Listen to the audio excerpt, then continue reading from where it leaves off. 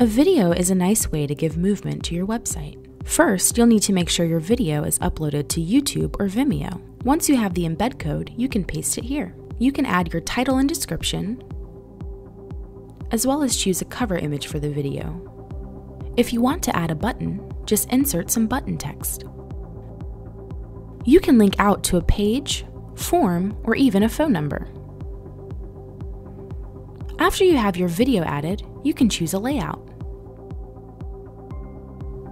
We offer a standard layout, a banner layout, and a full screen layout for your videos.